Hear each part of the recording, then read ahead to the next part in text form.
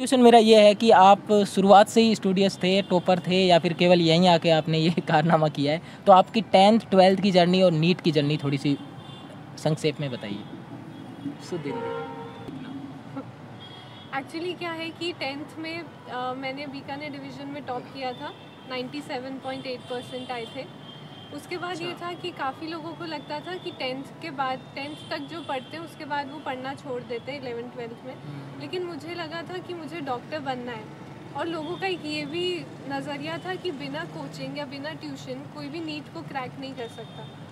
Even लोगों को तो ये भी लगता था कि टेंथ तक भी बिना ट्यूशन कोई कुछ नहीं कर पाएगा।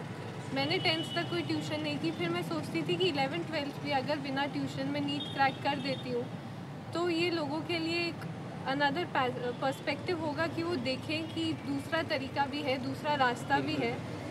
It all depends on your hard work, your perseverance कि आप कैसा अचीव करते हैं। इसलिए 11th 12th में मैंने डमी स्कूल भी ज्वाइन नहीं किया। रेगुलर स्कूल में सोफिया में थी।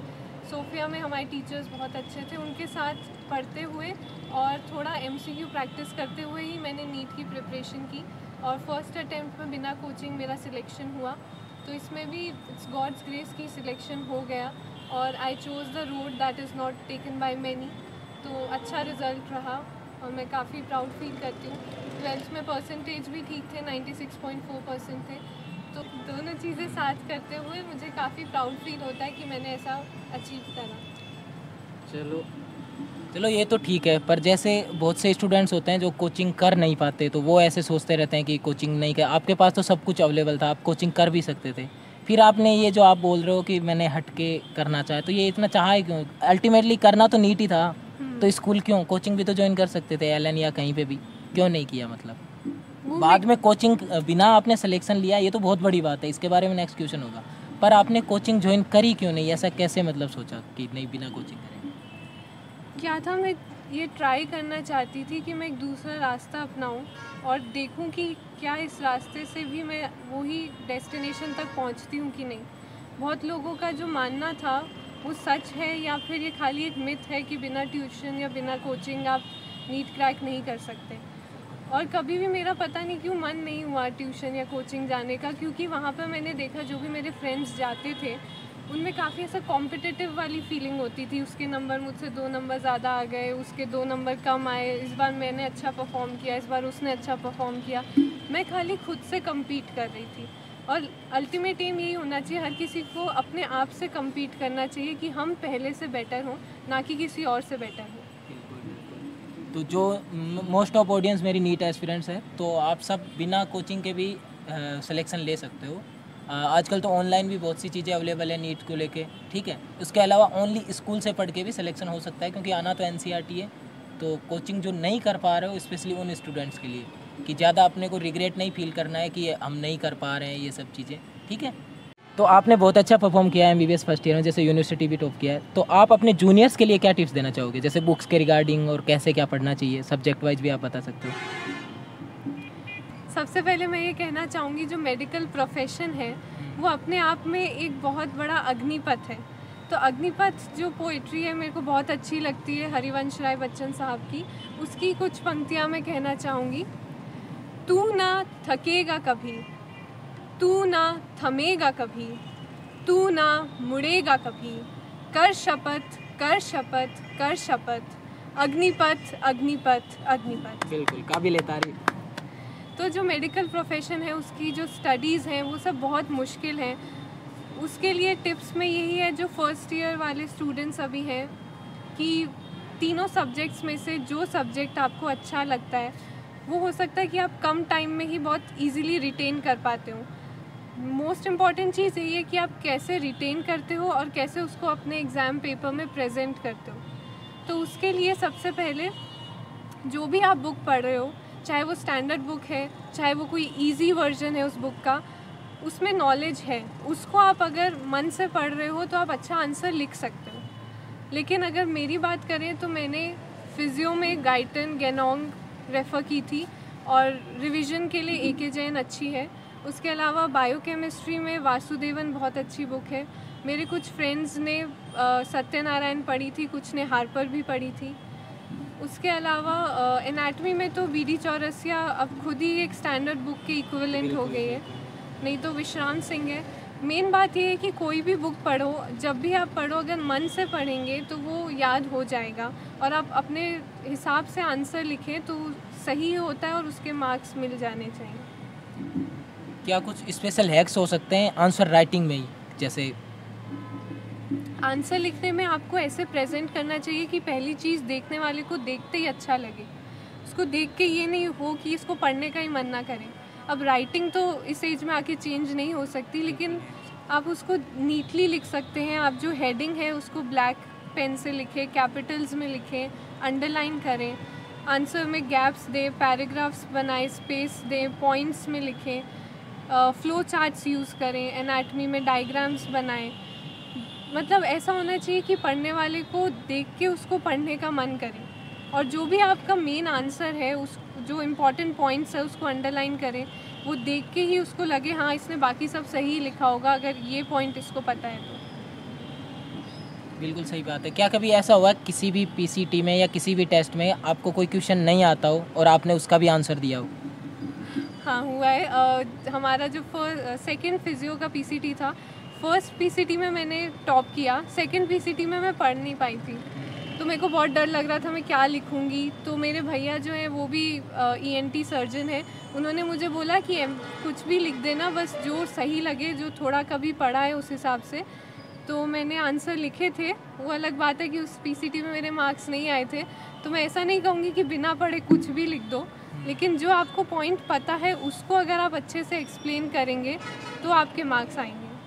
मतलब कहने का मतलब ये है कि अपन उससे रिलेटेड भी याद हो तो लिख सकते हैं। बिल्कुल ठीक है। हाँ, तो जैसे पास तो हम भी हुए यूनिवर्सिटी में, हमें पता है इंपॉर्टेंट पढ़ के बिल्कुल लास्ट में पढ़ के भी पास हो सकते हैं, लेकिन कोई ऐसा स्टूडेंट है जिसको अच्छा भी परफॉर्म करना है, ज़रूरी नहीं है यूनिवर्सिटी टॉपर आ पाए वो, ठीक है, लेकिन उसको अच्छा परफॉर्म करना है, केवल पास नहीं होना है, तो उसको भी केवल इंपॉर्टेंट पॉइंट्स पढ़ने चाहिए, इंपॉर्टेंट टॉपिक्स के थ्रू जाना चाहिए, या फिर उसको पूरा पढ़ना चाहिए? इसके बारे में ज़रूर बताओ। ऐसा है कि अगर आपको एग्ज़ाम में अच्छा परफॉर्म करना है या इन जनरल अगर आपको अच्छा डॉक्टर बनना है, तो एक बार आपको एक टॉपिक अच्छे से पढ़ना चाहिए। इसलिए नहीं कि मेरे को सारा याद हो जाए, पॉसिबल नहीं है कि हम एक एक वर्ड याद कर पाएँ, लेकिन इतना हो कि हमें उस चीज़ के बारे में पता है। जस्ट एग्ज़ाम से थोड़ा टाइम पहले, इतना टाइम नहीं है कि आप पूरी बुक पढ़ सको, तब आपको इम्पॉर्टेंट टॉपिक्स पे ज़्यादा फोकस करना चाहिए जो आपको मार्क्स दिलाएंगे। और उसके अलावा ऐसा होता है कि अगर आपने कोई भी टॉपिक पहले पढ़ रखा है और आप एग्ज़ाम से पहले नहीं रिवाइज़ कर पाए, तो पहले का पढ़ा हुआ उस पॉइंट पे आपको कुछ ना कुछ तो याद आएगा कि आप आंसर लिख पाएँ, एप्रोप्रिएट आंसर लिख पाएँ। बिल्कुल। तो अच्छा परफॉर्म करना है अगर, और अच्छा डॉक्टर बनना है, तो थ्रू आउट द ईयर आपको कंप्लीट चीज़ें, नॉलेज पढ़ना पड़ेगा। जितना याद रहता है वो बाद की बात है, लास्ट में केवल इंपॉर्टेंट टॉपिक पढ़ना है, जैसा कि मणि मैम ने बताया। जैसा कि कोई अगर टॉपर स्टूडेंट है, स्पेशली यूनिवर्सिटी टॉपर, वो भी MBBS में आने के बाद, after getting admission in medical college, उसके बाद भी अगर कोई टॉप कर रहा है, तो मोस्ट ऑफ द ऑडियंस या मोस्ट ऑफ द लोग यही सोचेंगे कि वो एकदम किताबी कीड़ा टाइप होगा या होगी, ठीक है, कुछ भी चीज़ें एंजॉय नहीं कर रही होगी, हॉबीज़ तो होगी नहीं उसके लिए, हॉबीज़ के लिए तो टाइम ही कहाँ दे रही हो, तो पढ़ ही रही होगी पूरे दिन। तो इसके बारे में आपका क्या आंसर है? मैं तो बेटर जानता हूँ, आपको कोई दिक्कत नहीं है, 2 साल से साथ पढ़ रहे हैं तो, लेकिन ऑडियंस तो नहीं जानती ना, तो उनको बताओ कि क्या है इसके बारे में आपका आंसर। ये बहुत कॉमन चीज़ है, सबको यही लगता है कि अगर टॉप किया है तो मतलब किताबी कीड़ा है, ये दिन भर बुक्स पढ़ने के अलावा कुछ नहीं करती होगी।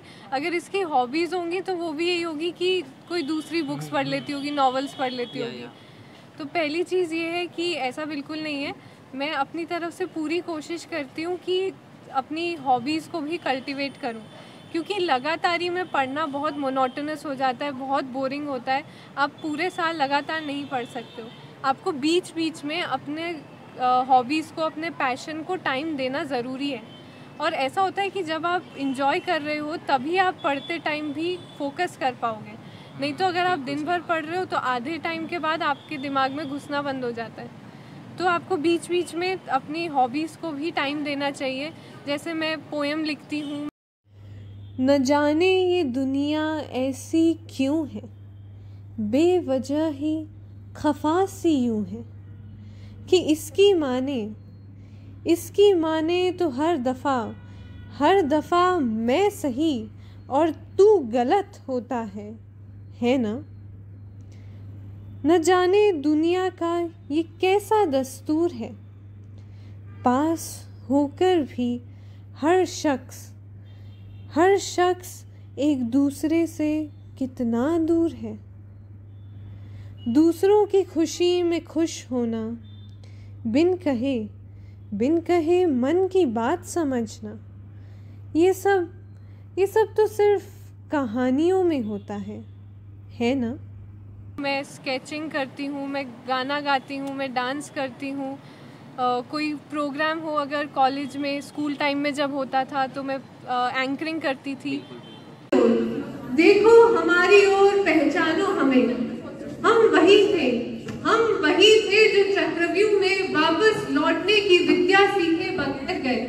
हम वही थे जो चक्रव्यूह में वापस लौटने की विद्या सीखे बगैर गए, और वो भी हम ही थे जिनके फेंके पत्थर भी पानी पर तैर गए।